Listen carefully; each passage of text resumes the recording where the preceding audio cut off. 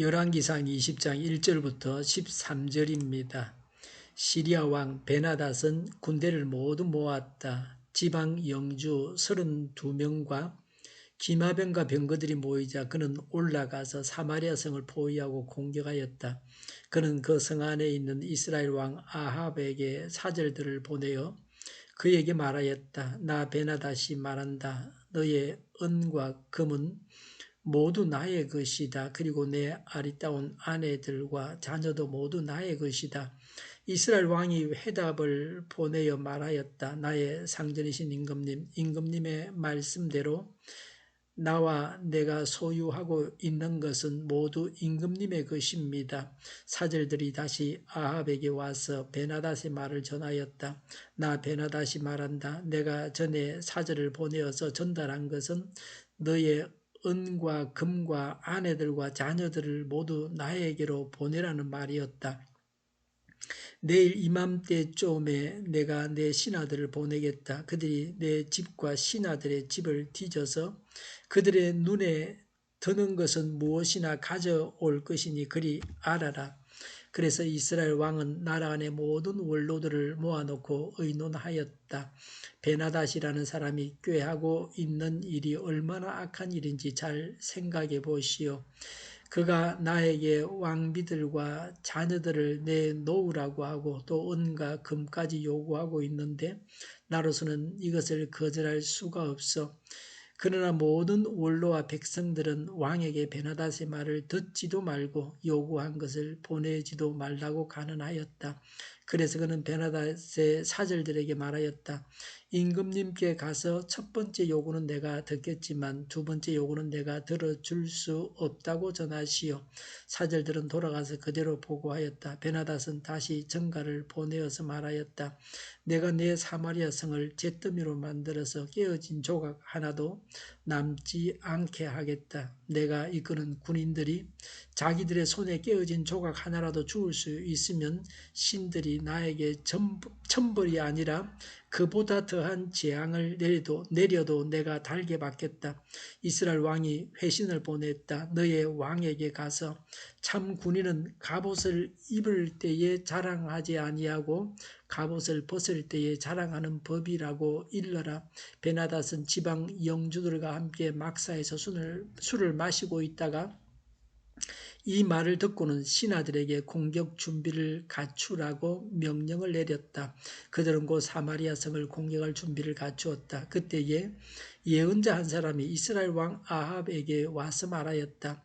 나주가 말한다. 내가 이렇게 큰 군대를 본 적이 있느냐? 그러나 내가 오늘 그들을 내 손에 넘겨줄 것이니 너는 내가 주인 줄 알게 될 것이다. 아멘.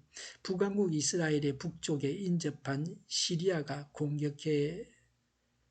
공격하려고 했습니다. 협박했습니다.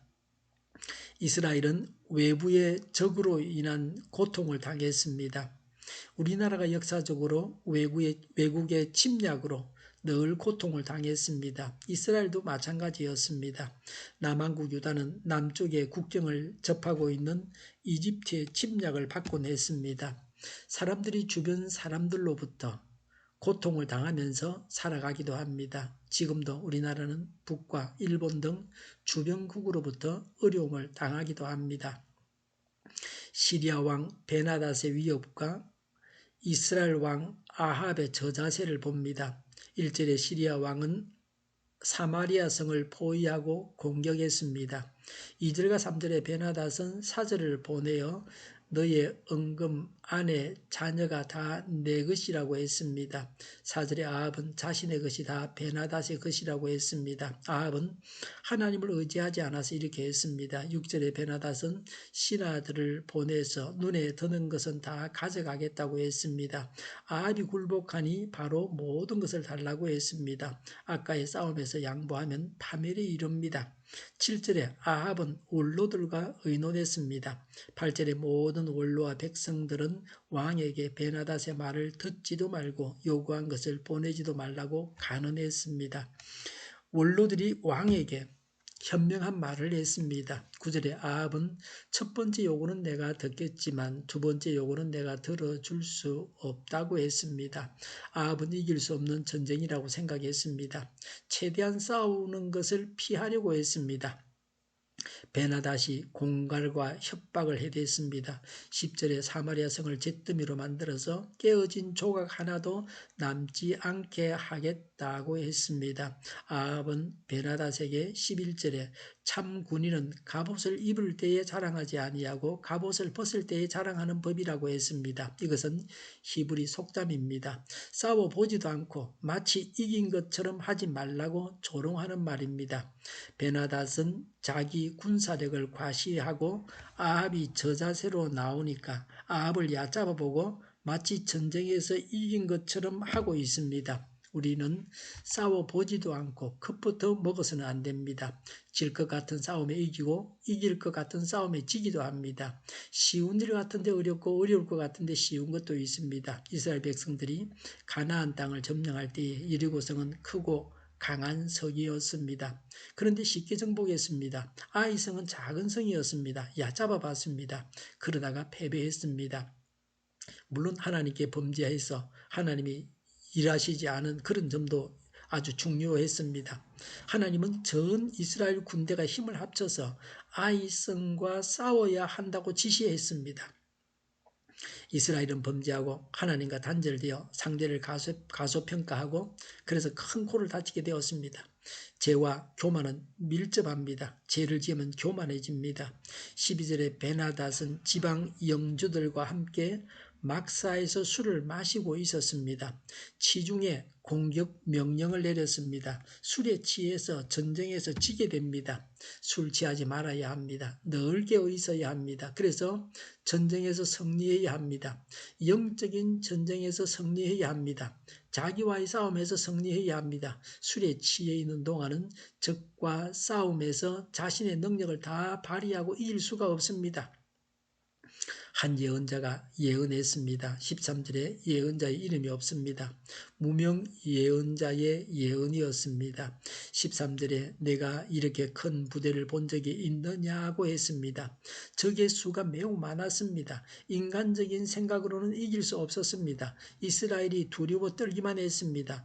우리로 하여금 두려워 떨게 하는 적이 있습니까? 13절에 내가 오늘 그들을 내 손에 넘겨줄 것이니 너는 내가 주인 줄 알게 될 것이다 라고 했습니다. 하나님은 적의 수가 많아도 승리를 안겨주겠다고 하셨습니다. 승리를 주셔서 하나님께서 주이신 것을 알게 하겠다고 하셨습니다. 승리해서 하나님을 믿으라고 하는 것입니다. 승리하고 하나님을 믿어야 합니다. 그러나 인간은 승리해도 믿지 않습니다. 하나님께서 구원자이심을 알리셔서 우상 숭배를 버리고 하나님께 돌아오도록 자비를 베푸셨습니다. 하나님은 죄인에게 자비를 베푸셔서 죄인이 돌이키게 하십니다. 죄인은 교만하여 방자하게 행하다가 망합니다. 하나님은 죄인들에게도 자비를 베푸십니다. 하나님의 자비를 받고 하나님을 믿고 의지해야 합니다. 하나님이 구원자이심을 믿어야 합니다. 승리했을 때 승리를 주시는 분이 하나님이심을 믿고 죄악을 버려야 합니다. 기도하겠습니다. 하나님의 자비를 받고 하나님을 믿고 의지하게 하옵소서. 하나님이 구원자이심을 믿게 하옵소서. 승리를 주신 분이 하나님이심을 믿고 죄악을 버리게 하여 주시옵소서. 오늘보다는 내일이 더 낫게 하여 주시옵소서. 교회가 분열되지 않고 하나가 되게 하여 주시옵소서. 모든 언론이 제 역할을 다하게 하여 주시옵소서. 정의가 강물처럼 흘러가게 하여 주시옵소서. 코로나19가 물러가게 하시며 백신과 치료제가 나오게 하시며 갇힌 생활이 끝나게 하여 주시옵소서. 우리 동일교회가 만군을 집하게 하여 주시옵소서. 예수 이름으로 명하노니 모든 병만은 물러가고 몸의 모든 부분들을 온전하게 될지어다. 신유의 기적을 베푸셔서 저희의 질병을 지금도 고쳐 주시옵소서. 코로나19로 신음하는 모든 자들을 고치시고 온전케 하여 주시옵소서. 지도자들이 방역을 지혜롭게 제대로 하나님의 뜻대로 하게 하여 주시옵소서. 감염이 없는 교회가 되게 하여 주시옵소서. 저희와 교회와 이 나라의 민족을 불쌍히 여겨 주시옵소서. 하나님께서 기뻐하시는 나라가 되게 하여 주시옵소서. 하나님 안에서 차고 넘치는 삶, 복된 삶을 살아가게 하여 주시옵소서. 감사와 찬양을 주님께 돌려드리며 예수님의 이름으로 기도하옵나이다. 아멘.